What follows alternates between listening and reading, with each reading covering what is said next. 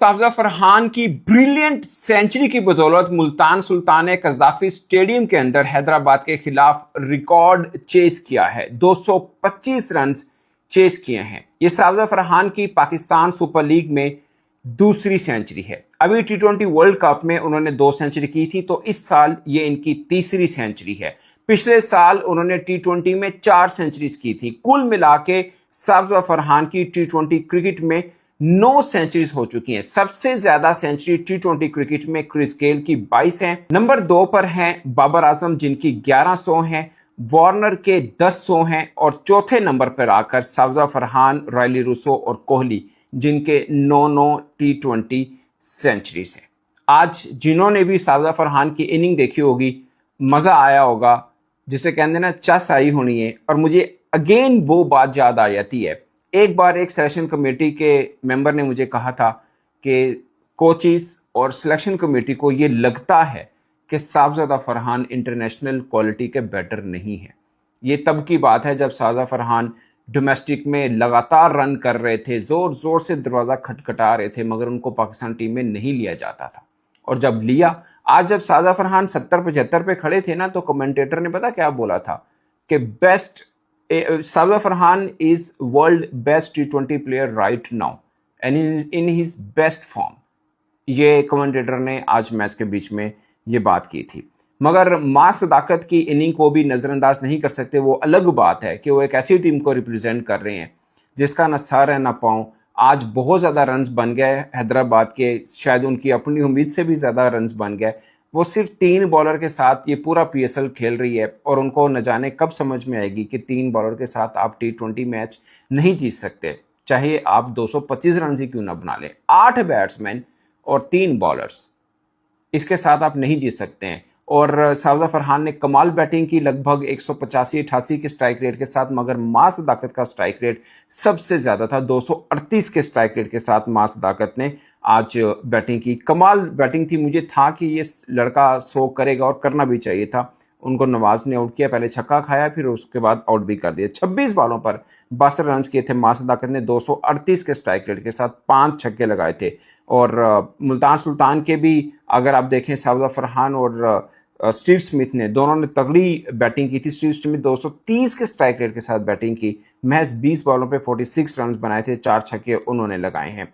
और नीचे आकर अरफात मिन्हास ने भी 26 रन किए थे 11 बॉलों के ऊपर, 4 चौके 1 छक्का, 236 के स्ट्राइक रेट के साथ। मगर मजमूई तौर पर सबसे तेज स्ट्राइक रेट के साथ किसी ने अगर बैटिंग की थी तो वो मां सदाकत है। मगर ओवरऑल एक कंपोज इनिंग अगर हम किसी की कह सकते हैं तो वो साबजा फरहान की है। नॉट आउट गए हैं और कमाल अंदाज के साथ 225 रन का हदफ 18.4 ओवर्स के अंदर चेस किया है। अब हैदराबाद के ऊपर थोड़ी सी मैं बात करूं, मुझे मुल्तान सुल्तान की भी जो कॉम्बिनेशन है कि बहुत आइडियल नहीं है। बाय द वे, इस पीएसएल के अंदर ना सिर्फ 2-3 फ्रेंचाइजी हैं जिसका कॉम्बिनेशन थोड़ा बेहतर है।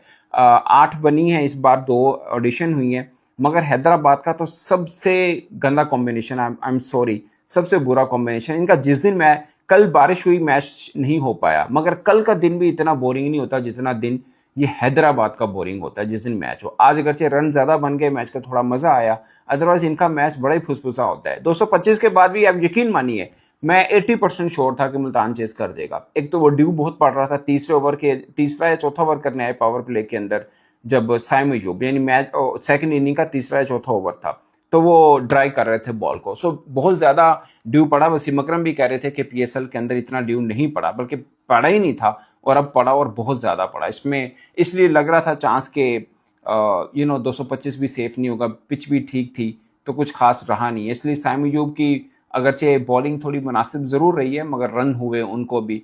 खासकर साबजा फरहान ने उनको बहुत अच्छे तरीके के साथ खेला, स्टीव स्मिथ ने बहुत अच्छे तरीके के साथ खेला। आई होप कि साबजा फरहान स्टीव स्मिथ के साथ ओपन करते हैं, काफ़ी कुछ उनको सीखने को मिलेगा। एक चीज़ जो सब उनके ऊपर शिकायत करते हैं कि 2 ही गेयर हैं उनके, या तो सिंगल डबल लेके निकलते हैं या फिर छक्का चौका लगाते हैं। बट मुझे आज की इनिंग काफ़ी बेहतर लगी। अगरचे जो पिच थी वो भी सीधी थी और कंडीशन भी काफ़ी सूटेबल थी बल्लेबाजी के लिए, इसलिए 225 रन भी सेफ नहीं रहे।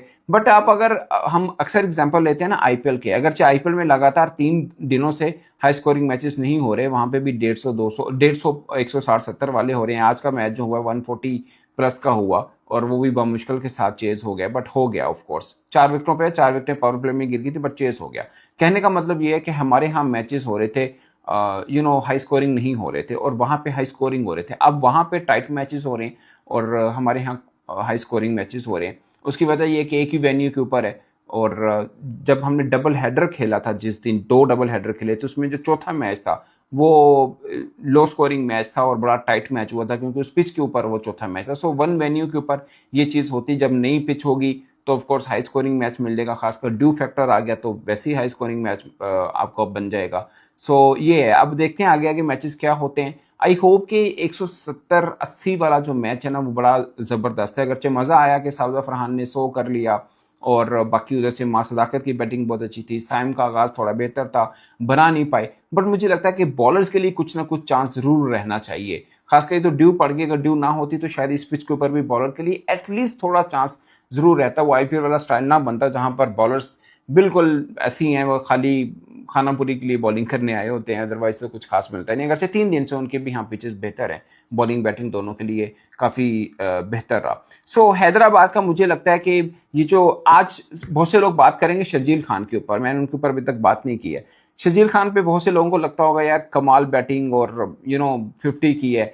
एक ओवर जिसमें 30 रन उन्होंने गुल के ओवर में 30 रन लिए थे, उसके अलावा उनकी बैटिंग देखेंगे तो आपको मुनासिब रही होगी, बहुत शानदार मैं नहीं कहूँगा, बट उस एक ओवर के अंदर टिपिकली 2 नो बॉल हो गई, बीमर हुए और उन्होंने 3 छक्के शायद 2 चौके लगाए, 30 रन उस ओवर के अंदर बटोरे थे और उनकी 50 भी हुई। अच्छी बैटिंग हुई, मगर शर्जील खान ओपन के प्लेयर हैं, वो मिड ऑर्डर के प्लेयर हैं नहीं। बाय द वे वो 2-3 बरसों से वो लेजेंड क्रिकेट खेल रहे हैं, और अब पाकिस्तान सुपर लीग में ऑलमोस्ट 3 बरसों के बाद उनका चांस बना है शर्जील खान का, और 50 के साथ उन्होंने वापसी की। ऑलमोस्ट 50वां ही मैच, ऑलमोस्ट नहीं 50वां ही उनका मैच था, और उन्होंने 50 भी की है। बट अगर उनको चांस देना भी है, अगर हैदराबाद की टीम में ये है कि एक जगह साद अली हैं, एक तरफ वो पहले हमाद आजम को खिलाते थे, अब वो उनकी जगह पे अगर शर्जील खान और हमाद आजम का मैचअप है तो ऑफकोर्स फिर शर्जील खान ही बनते हैं, उन्होंने परफॉर्म भी अच्छा कर दिया। बट अगर शर्जील खान को भी ऊपर, अब ऊपर भी कहाँ खिलाएं, ऊपर साइम है और मां सदाकत है, सो उनका कॉम्बिनेशन थोड़ा सा ना पाकिस्तान टीम वाली सिचुएशन है। एग्जैक्टली वही 3 बॉलर, बाकी ऑलराउंडर्स और सारे के सारे ओपनर।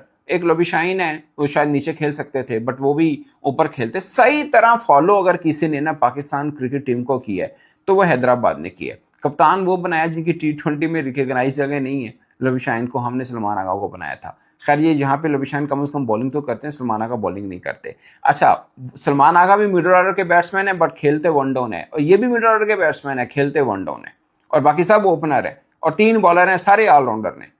इस तरह से शायद एक आधा तुक्का लग जाए, आप PSL में कोई मैच जीत जाएं, मगर आप सोचें एक लम्हे के लिए कि 225 रन अगर आप सेफ नहीं कर पाएंगे ना इस बॉलिंग के साथ, तो आगे क्या बनेगा। ये 225 रोजाना नहीं बनेंगे, क्योंकि रोजाना मां सदाकत रन नहीं करेगा, रोजाना ऐसी पिचेस नहीं मिलेंगी आपको, with due respect. So boring matches होते हैं। वैसे हैदराबाद के आज थोड़ा सा इंटरेस्ट जरूर बना, क्योंकि हाई स्कोरिंग मैच हो गया। सो दोस्तों, इस पर आप अपनी राय कमेंट की सूरत में जरूर बताइएगा। मेरी तरफ से